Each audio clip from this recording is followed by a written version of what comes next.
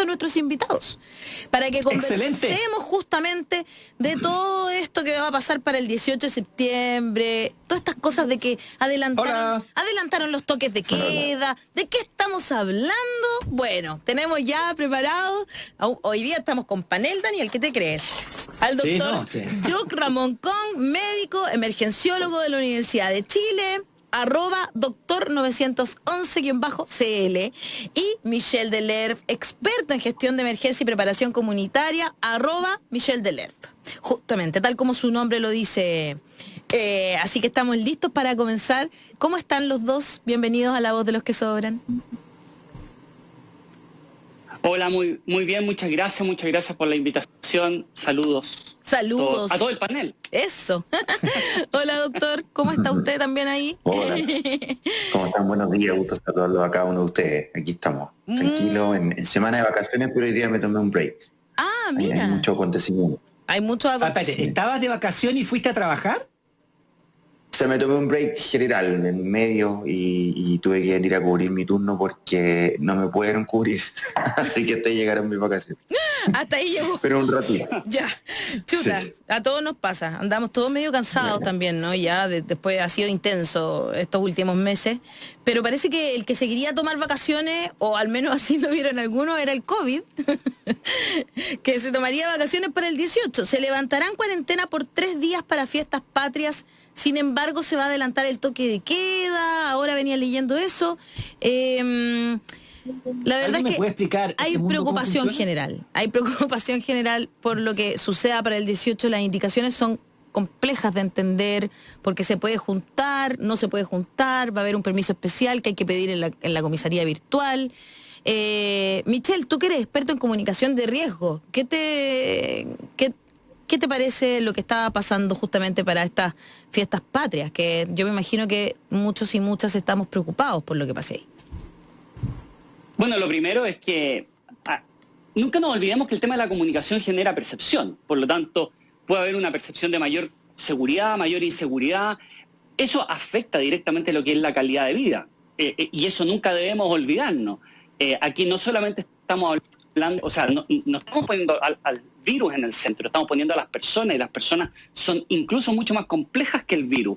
Y por lo tanto, cuando hablamos de comunicación, yo creo que objetivamente lo único que se adiciona a esto es confusión. Yuc tiene en su dirección de Twitter 911, y eso nos lleva, por ejemplo, a que el 911 es un número reconocido por todos nosotros, a pesar de que no lo utilicemos como número único. Pero eso tiene que ver con un tema básico, que es la simplificación de la información. Por lo tanto, es cómo tú eres capaz de procesar y de memorizar, y además de realizar una acción, como por ejemplo llamar a un número único de emergencia, situación de estrés, donde obviamente tu capacidad para procesamiento de información se limita. Lo más básico muchas veces se olvida. Y por lo tanto se requiere entrenamiento. O sea, hay un tema de procesamiento de información. Yo creo que esta cosa ya de los permisos, de las reglas, yo creo que ya nadie sabe qué es lo que es el paso 1, paso 2, paso 3, paso 4. O sea, al final es un nivel de confusión. De hecho, no nos olvidemos que solo entre ayer y hoy ha habido cambio de reglas en general. O sea, en definitiva es como que tú fueras a entrar a una cancha de fútbol y 10 minutos antes de la cancha de fútbol te cambian las reglas. La roja pasa a ser amarilla, la amarilla pasa a ser roja. O sea, por lo tanto, desde el punto de vista del ser humano, cuando tú le cambias las reglas, eso requiere un tiempo. Pero además no puedes poner 50.000 reglas, porque en definitiva es imposible que tú le pidas a un ser humano que sea capaz de comprender todas esas reglas y además esas reglas asociadas a una acción. Ayer no solamente tenemos este tema que tú señalas respecto del feriado del virus, sino que estamos hablando también de que hoy día ya se está hablando de cambiar la hora del toque de queda. Claro. Y no nos olvidemos que la hora del toque de queda se cambió hace muy poco, creo que una semana atrás se cambió. Entonces, esta cosa, yo entiendo que tiene el tema, la flexibilidad es importante, pero la flexibilidad no puede ir desconociendo la capacidad de adaptación que tienen los seres humanos frente a ciertas circunstancias. Claro. Creo que esto adiciona estrés y confusión. ¿Concuerda con eso, doctor? Sí, completamente. O sea, el primer impacto que te genera la noticia y lo que se habló en todos los medios, y lo publicaron incluso algunos medios, fue se levanta la cuarentena por 3 días. Después uno, interiorizándose en qué es lo que consistía la medida, es finalmente que se agrega un nuevo permiso que tiene que ser solicitado a la comisaría virtual. Eso es lo único que cambia, pero lo que impacta en primera instancia en la población, que es lo que entendimos todos, yo también entendí lo mismo al principio: libertad para poder salir a carretear por 3 días. O sea, en el fondo nos estamos tomando con muchísima seriedad el plebiscito, están todas las participaciones de los grupos ciudadanos, el colegio médico, tratando de hacer todo esto perfecto para que funcione, para que avance, y por el otro lado se entiende que de un día para otro ya podemos salir todos a carretear. Bueno, en la lectura más profunda, efectivamente no es así. Efectivamente se agrega un permiso por 6 horas en el día para trasladarte manteniendo las mismas reglas que tenemos hasta hoy. Pero se cambia el toque de queda, se adelanta y tal como decía Mister, ya se había retrasado, ahora se adelanta, o sea, te pilla donde estáis carreteando, te tenés que quedar ahí o no podés ir, bueno, todo ese tipo de cosas propias del toque de queda. Con los cordones sanitarios interurbanos, que como decía en la mañana me preguntaban si yo creo que son efectivos, yo digo, si ponís camionero para ser efectivo. Ahora veamos si Excelente. pues, ya que son tan patriotas, ahora podrían ayudarnos. Podrían ayudarnos y poner unos camiones ahí. Yo creo que ahora podrían ser patriotas, como bien dicen. Así que, bueno, las medidas vamos a ver cómo resultan, pero lógicamente aquí hay muchas cosas en juego. Está la salud de nuestra población, el que esta activación siga aumentando, y sabemos que hay una segunda lectura que tampoco podemos desconocer en el contexto en el que estamos, que si es que se genera un contagio muy alto, pone en peligro el plebiscito para después. Es que, bueno, ahí tú entraste en el tema de que están todos asustados, yo creo, que tiene que ver justamente con el desarrollo del plebiscito. O sea, ahora estaba leyendo efectivamente que se confirmó que el gobierno renovará el estado de excepción constitucional durante las fiestas patrias. La medida regirá por aproximadamente 10 días y el toque de queda comenzará a las 21 horas y terminará a las 5 de la mañana. Pero claro, para reunirse hay que hacer todos estos protocolos y te dicen, no sé, se pueden juntar hasta 50 personas en un lugar abierto. Y te dicen que no pueden, que tienes que estar con la mascarilla y a 1 metro de distancia. Pero, ¿cómo se hace eso, Michelle? ¿Es posible? O sea, de verdad, asado. ¿Pero qué es eso? ¿Para escuchar canciones? Yo te digo que yo me imagino eso así como asado, el choripán, el picoteo, la empanada, la copa de vino. ¿A 1,5 metros cada uno? Y con mascarilla, ¿cómo se hace eso? ¿Es posible hacerlo? O sea, tengo una consulta, porque además aquí viene el tema de comprender de que uno no puede manejar una emergencia a punta de decreto o a punta de acto administrativo. Exacto. O sea, el acto administrativo es el acto formal, pero en definitiva lo único que tú es una formalidad, nada más. Pero si tú no comprendes los fenómenos sociales, como por ejemplo, estamos pensando en que yo podría armar, entre comillas, en un lugar abierto, un asado familiar y de amigos de hasta 50 personas. ¿Cómo eso tiene consistencia con el distanciamiento social, con las medidas? ¿Cómo este permiso de 6 horas por 3 días tiene consistencia con el hecho de que una de las cosas que se nos ha resaltado por la misma autoridad, y aquí me estoy basando solamente en la información oficial, más allá de las interpretaciones de cada uno, que hay que disminuir la movilidad, pero por 3 días vamos a aumentarla? Claro. Entonces, toda esta confusión que se genera y durante 3 días vamos a aumentar. Ahora, es súper importante, y aquí nuevamente voy también al objetivo, más allá de hacer un juicio o la opinión que cada uno de nosotros pueda tener. Aumentar la movilidad, aumentar o disminuir el distanciamiento físico en el contexto actual, donde la situación del brote está descontrolado. Lo estamos viendo en la situación crítica de Magallanes, además. Lo que sabemos es que la posibilidad de aumento de contagio es mayor. Sabemos entonces que si tenemos más personas contagiadas, eso va a tener una evolución. Y aquí quiero mezclarlo ni siquiera con el plebiscito, sino que cómo se va a ver los aumentos de contagio de la última semana de septiembre, o las últimas 2 semanas de septiembre, se van a resolver en octubre. O sea, lo que vamos a tener con seguridad es que cualquier aumento, y por lo tanto las decisiones son muy importantes, cualquier decisión que lleve a aumentar el riesgo de contagio y aumento de contagio durante las últimas 2 semanas o 3 semanas de septiembre se van a terminar reflejando en términos de aumento de ocupación hospitalaria, etcétera, durante el mes de octubre. ¿Coincide con el plebiscito? Sí, pero más allá de la interpretación, el objetivo es eso.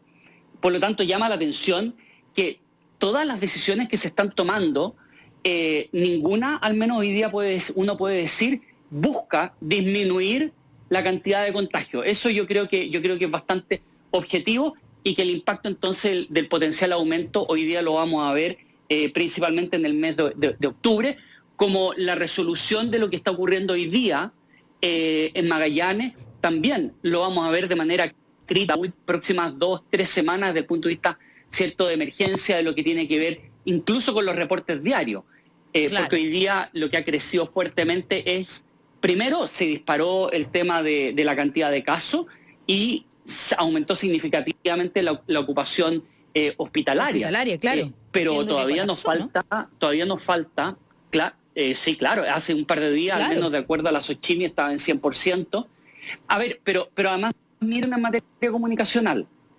Cuando se dice que un hospital o un servicio de salud está a un 80% de ocupación, ¿ya?, significa que ese servicio de salud, ese grupo de hospitales, ha aumentado su capacidad de cama aproximadamente en un 300%. Por lo tanto, no es que en definitiva estemos hablando de que hay un 20% de desocupación en una situación normal. Lo que estamos hablando es que de un 300% de disponibilidad adicional de camas, eso bajó y de ese 300% bajó efectivamente y hay mayor disponibilidad, pero de muy por sobre la línea base y básica de los centros hospitalarios.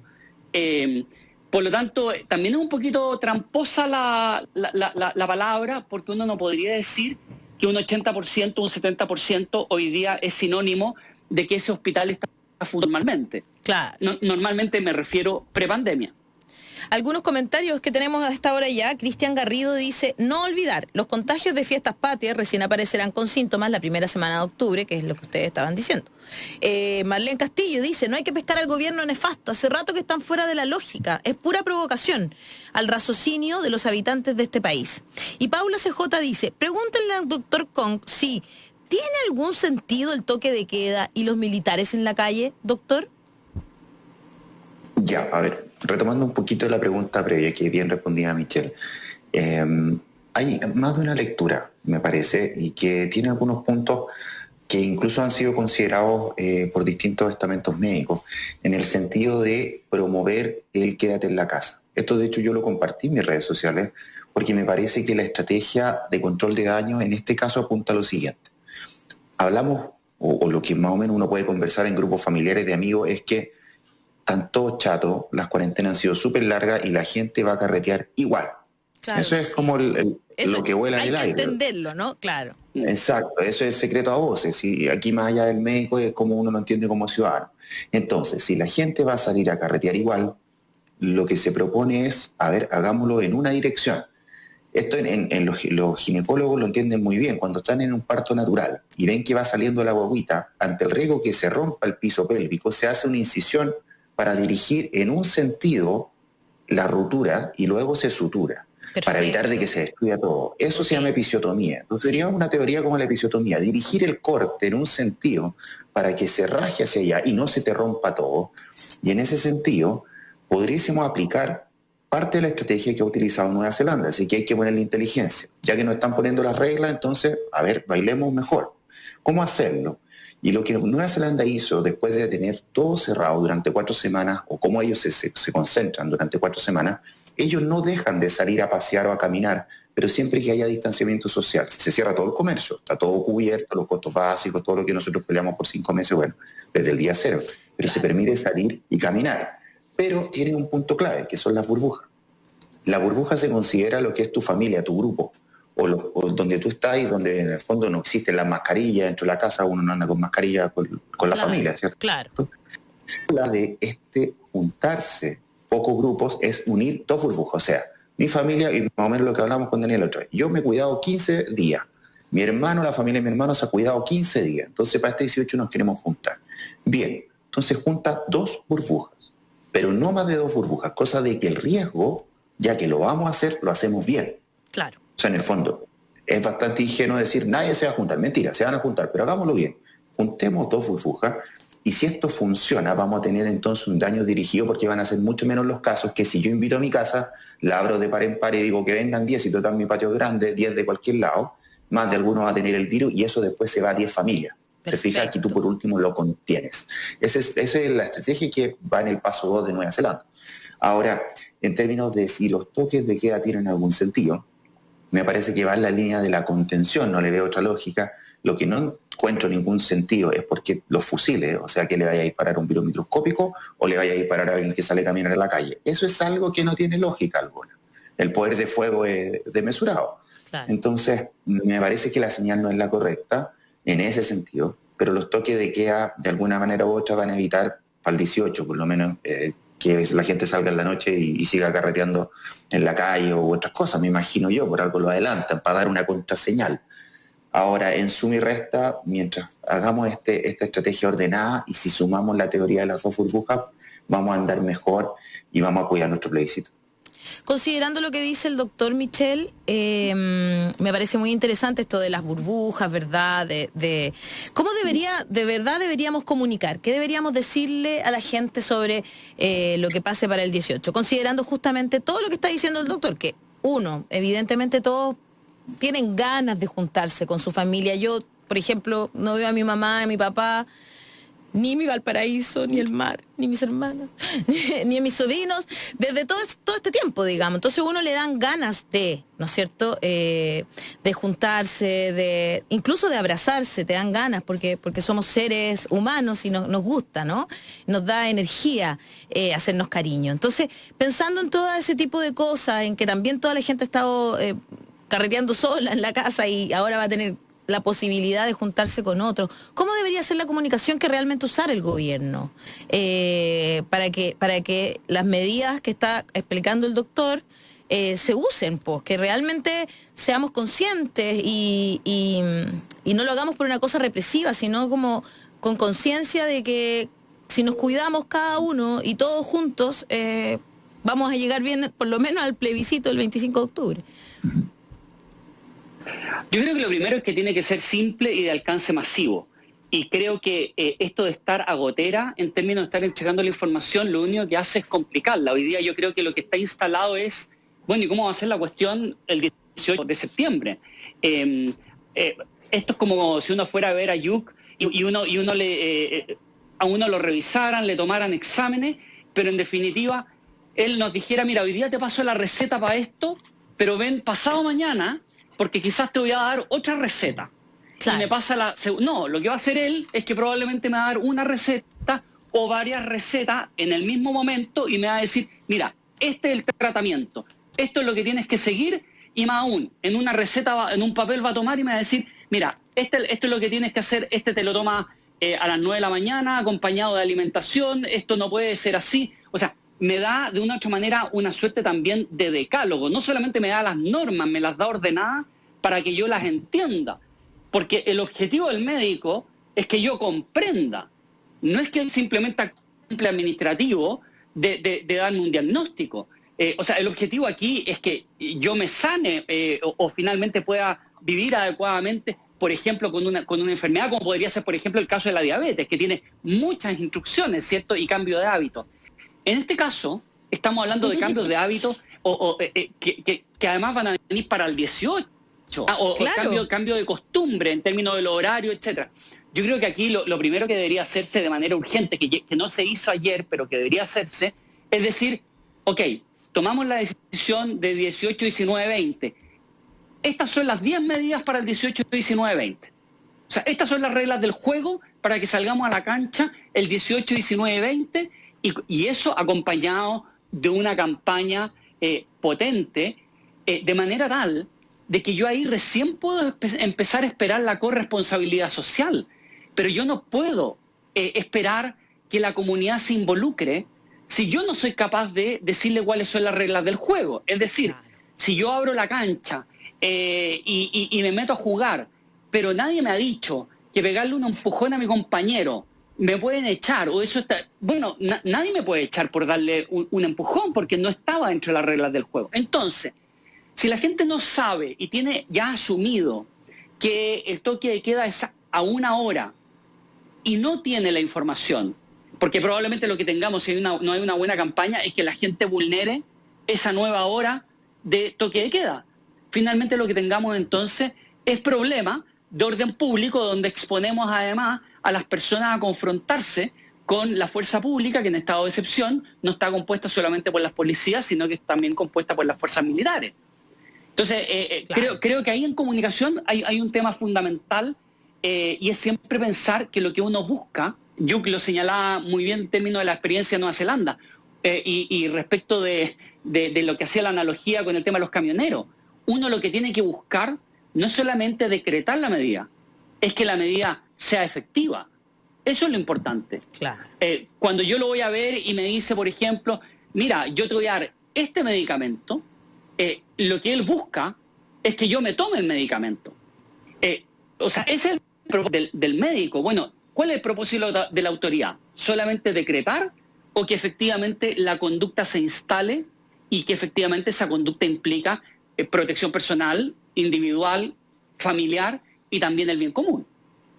Yo, es heavy porque ayer estaba leyendo también un artículo y tenían que usar ejemplos de campañas de otros países. Era como, si usted quiere entender, entre a ver el video que hizo España para concientizar. Entre a ver el video que hizo Italia para concientizar. Pero no había ningún video hecho en nuestro país. A mí me llama profundamente la atención eso.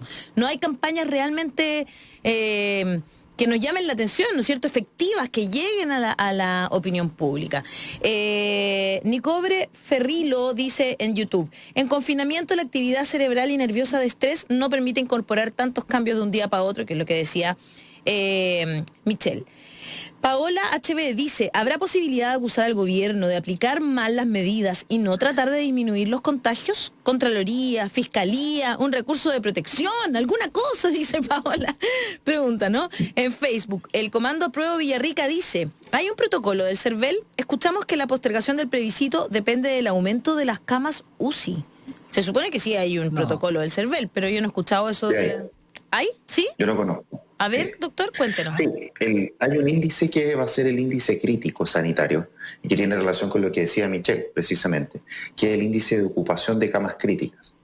Y el índice de ocupación de camas críticas totales, el que ya creció. Como decía Michelle, en febrero teníamos del orden de 700, crecimos 4 veces eso, un 380% de la capacidad nacional.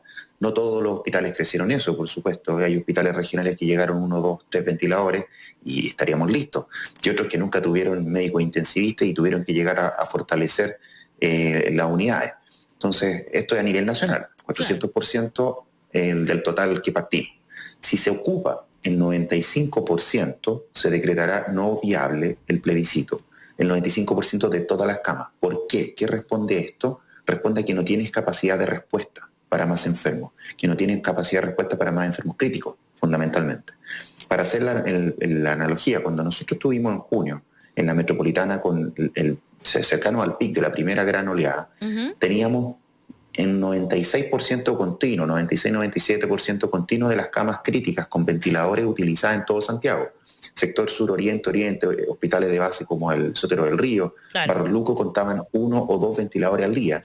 Pero esa cifra era mentirosa porque tú en la urgencia tenías más de 150 ventilados, llegamos a tener.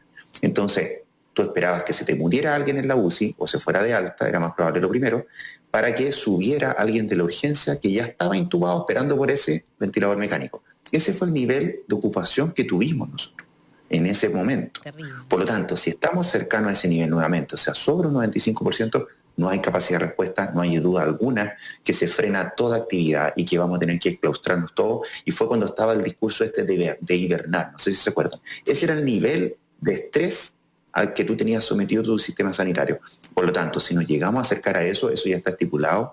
Fue de las cosas que se conversaron en la mesa técnica junto con el Colegio Médico y las otras unidades grupos comunitarios para situar una cifra. ¿Esto por qué? ¿Y por qué esta cifra? Porque por el otro lado, algunos dicen, bueno, y sobre todo los del rechazo, pero si ahora tenemos tantos virus circulando, tantos contagiados al día, cerca de 1.500, 2.000 al día, y en marzo, cuando teníamos del orden de cientos, el Colegio Médico dijo que no se hiciera. Bueno, la respuesta a eso es que, primero, Chile optó por una estrategia abierta con el virus, a convivir con el virus, a realizar la vida junto al virus, no cerrarse y aplastarlo como lo hizo Nueva Zelanda.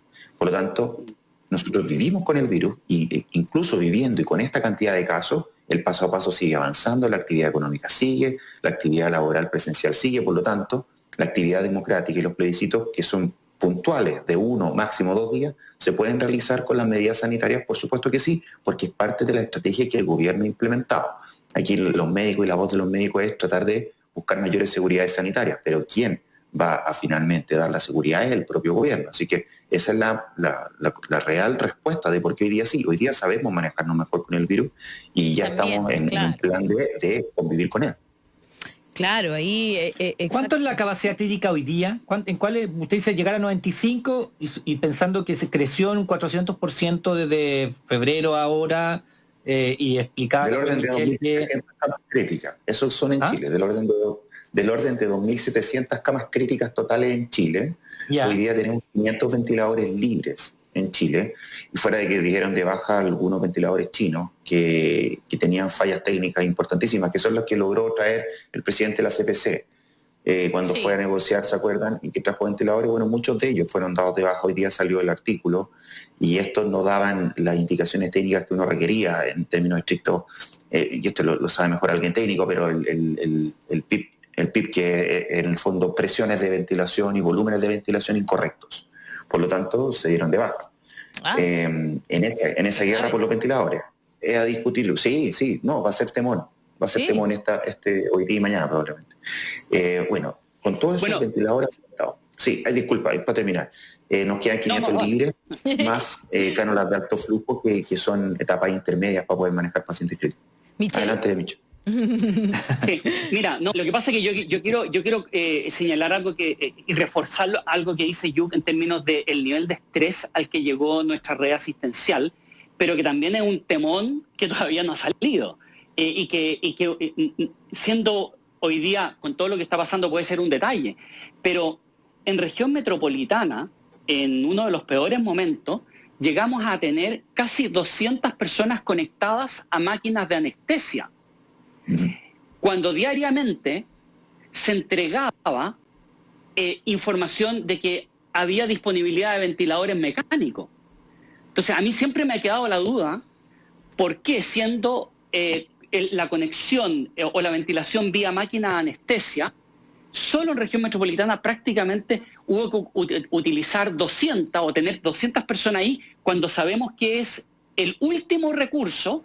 Y todos los días se decía que bueno, que habían ventiladores mecánicos disponibles y que podían ser llevados a cualquier parte. Y ahí también me imagino que tiene que ser parte de la razón de lo que dice Yuk en términos de comprender que este no es un tema cuantitativo solo de ventiladores, ni tampoco de cuántas camas. Claro. O sea, eso, o incluso cuántas personas enfermas. Aquí hay un sistema que, entre otras cosas, incluye no solamente personal de salud, sino que personal capacitado, entrenado, competente, en una labor que es sumamente compleja, porque cuando conectamos a una persona al respirador, esa persona vive gracias a esa máquina, o sea, por simple y básico que sea, pero nos hemos olvidado de explicar el aspecto incluso tan simple, de que por eso no es cosa de llegar aquí bueno, me salió con algún ventilador, como el ventilador que ocupamos en el verano, que fuera como llegar y prenderlo, ¿te fijas? Claro. Es una situación mucho más compleja. Por lo tanto, eso requiere también comprender el apoyo. Yo en lo personal me parece que tampoco es justo por parte del Estado establecer estrategias, no solamente que sometan a la población a este nivel de riesgo en términos de la convivencia con el virus, sino que tampoco exponer al personal sanitario a que tenga que enfrentarse a este tipo de disyuntivas permanentes, como lo que señalaba Yuk en términos de estar en la urgencia y estar con un dilema de la última cama que fue efectivo. Quizás no fue tan drástico como se puso en el papel, Pero fue efectivo. Cuando tú estás con una persona que tienes que entrar a ventilación, está en una disyuntiva de vida o muerte. Y eso es lo que pasa por ese ser humano que es un médico, que es un kinesiólogo que está trabajando con el paciente, una enfermera. O sea, creo que aquí también uno debe pensar en que tampoco debe... es cierto que hay personas que están dedicadas a atender las urgencias y las emergencias, pero parte del sentido de un Estado es proteger también, en todo sentido, a quienes intervienen en una emergencia y cuidar a su recurso humano en el más amplio sentido de la palabra. Sí, no somos robots. Claro. ¿Te fijas? Y por lo tanto creo que ahí hay un tema integral. Entonces, cuando empezamos con el tema de los números, empezamos a mirar, por ejemplo, el estándar que se puso ahora, 95%. Sí, pero no nos olvidemos que con el 80%, con el 70%, y con el 60% y con el 50%, tenemos un grupo de seres humanos que se está enfermando y por otro lado tenemos un grupo de seres humanos que está tratando de cuidarlos y salvarlos. Exacto. Entonces, si no le ponemos alma, no le ponemos rostro a los números, claro, el papel aguanta todo. Claro. Oye, mira, hay una pregunta, ya estamos en la hora de que tenemos que ir a la pausa, pero hay una pregunta que dice, ¿por qué nos prohíben los viajes interregionales ahora cuando en todo este tiempo se han permitido entre regiones, incluso en aviones? En serio no entiendo, dice. Yo planeaba ir a ver a mis papás a Talca, pero lo tendré que pasar solo en mi casa, se refiere al 18, me imagino. Doctor Cortito, ¿tiene sentido de que pongamos estas barreras sanitarias? No, se llama Kong, no Cortito, el doctor Kong. El doctor Cortito no. Tiene sentido, doctor, ¿verdad? Es nuestro programa. Claro. Sí, ya caché que Nicolás Facundo me va a subir el columpio nuevamente. Esto va a pegar en el grupo. Gracias, Ale. Retomando los cordones sanitarios interurbanos, tiene mucha lógica. Y esta lógica es evitar la circulación del virus de centros o urbes donde se concentra mayor cantidad de virus a lugares donde hay menor cantidad de virus y que esto empiece a circular. Ya tenemos el ejemplo en Chile, particularmente en el fin de Semana Santo, cuando la costa estaba libre de virus y después del fin de Semana Santo se te llenó. Claro. Listo, ya tenemos el ejemplo, sabemos lo que pasa y sabemos por qué hay que evitarlo. Perfecto. Ahora, lo de los permisos siguen existiendo, pero en determinados casos. Uno tiene que sacar el C-19, si es por trabajo o residencia, y exacto, en ciertos casos como fallecimiento, enfermedad o otros más específicos, esos van a seguir teniendo permiso para trasladarse de región. Así que, ojo, si alguien vive efectivamente en una región y está por trabajo en otra, eso es posible, pero va a ser ordenado y lógicamente va a conllevar demora si es que salen miles de autos de Santiago a invadir las regiones, las costas, en fin.